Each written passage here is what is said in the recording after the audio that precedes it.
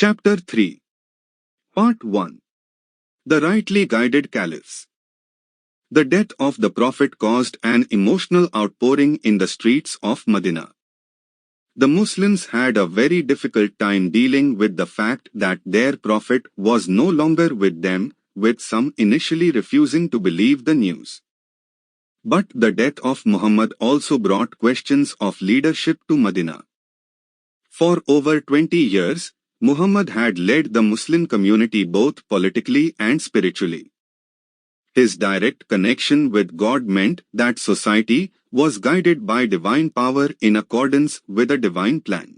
Now that connection was no more, what would happen to the society that Muhammad had established? Specifically, who would lead the Muslim community after the death of the Prophet? Before Muhammad was even buried, a group of leading figures from among the Meccan emigrants and the people of Medina gathered to answer the question of leadership. Disagreements between the groups about who should be given authority over the young Muslim state could threaten to divide the community indefinitely.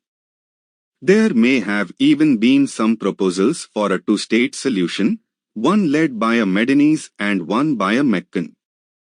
In the end, Umar nominated Abu Bakr to be the political leader of a unified Muslim state based in Medina. Abu Bakr was the natural choice. After Khadija, he was the first person to accept Muhammad as a prophet and convert to the new religion. He had been with Muhammad during his flight from Mecca. He was even appointed by Muhammad to lead the prayers in the Prophet's mosque in the final days of his life. Yes, he was from the people of Mecca, but no one, neither the Muhajirun nor the Ansar, could dispute his qualifications. Abu Bakr. Abu Bakr took the title of Khalifatul Rasul, meaning successor of the Messenger of God, shortened as Khalifa, in 632. The Caliph was not a new prophet. Islamic scripture is clear that Muhammad was the final prophet and no more would come after him. Rather, the Caliph's role was to act as a political leader, following the example set forth by Muhammad in his time as the leader of Medina. Thus, the Caliph was expected to be someone who is an adept leader, capable of efficiently managing the affairs of the Muslim state, as well as someone who can preserve the religion of Muhammad and inspire people to follow it to the best of their abilities. Abu Bakr's example in doing so would serve as the precedent for later caliphs of how to fulfill these roles. Chief among them a man by the name of Musaylima, known as Musaylima the liar in later historical sources. Neither kill a child, nor a woman, nor an aged man. Bring no harm to the trees, nor burn them with fire, especially those which are fruitful. Slay not any of the enemy's flock, save for your food.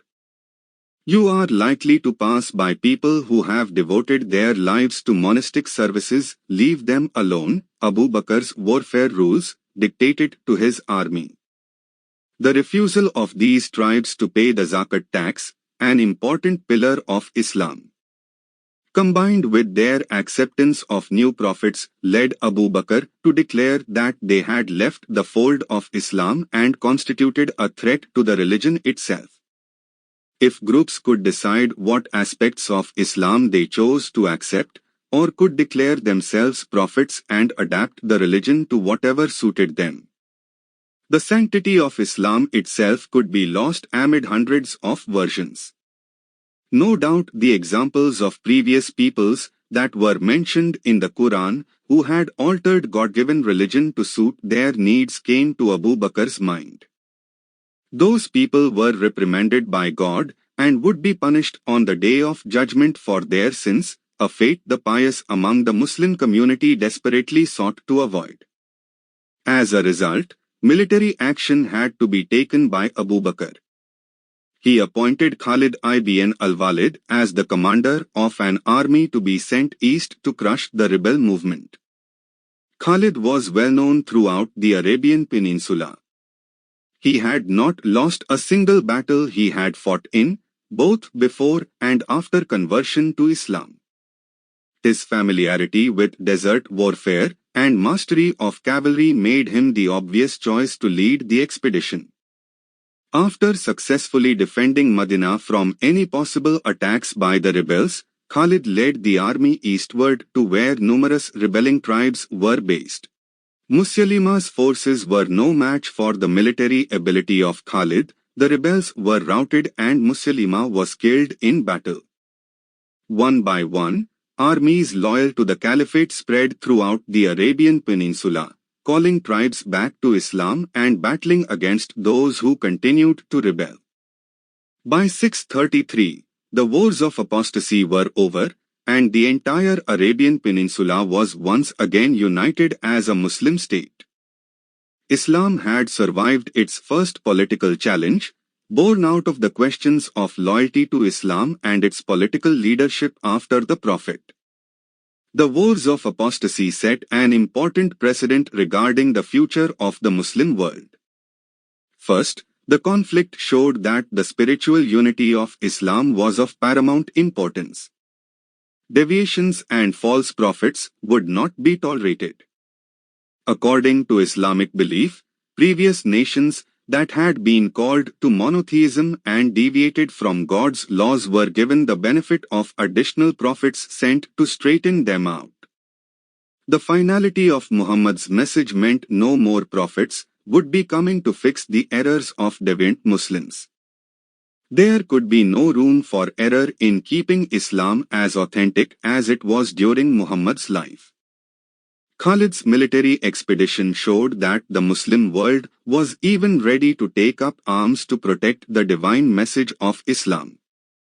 Second, the political unity of the Muslim world was ensured for the time being. There was only room enough for one leader of the Muslim world. The Arabian Peninsula was situated between two world powers, the Byzantines and the Sassanids. If they were to survive in the international arena, unity was necessary. The wars of apostasy confirmed that there would be only one Muslim state, the Caliphate, under one Muslim leader, the Caliph. Third, and perhaps most important, the authority of the central government was confirmed.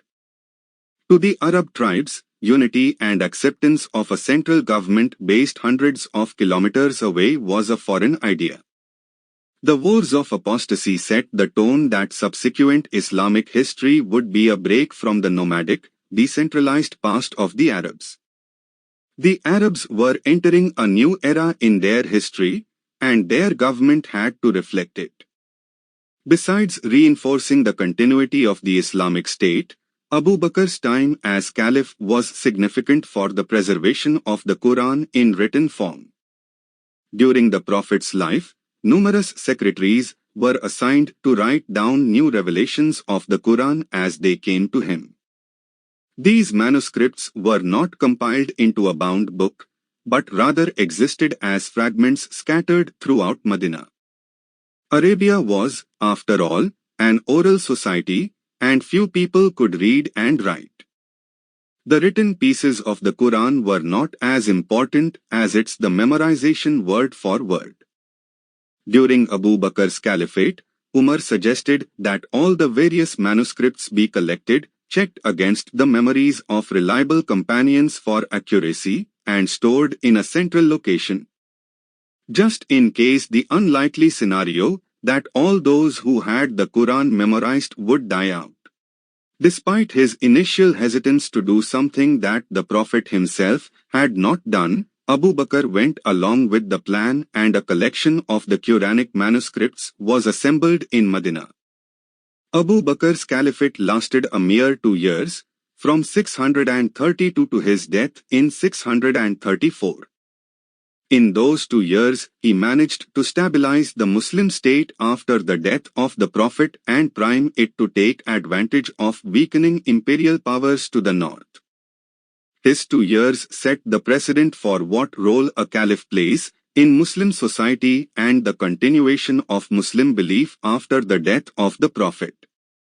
The last precedent that Abu Bakr set was through the nomination of his successor.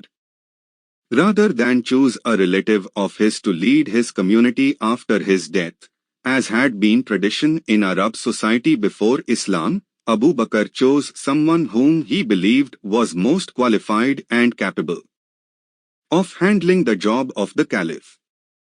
While on his deathbed, he nominated Umar al-Khattab as his successor.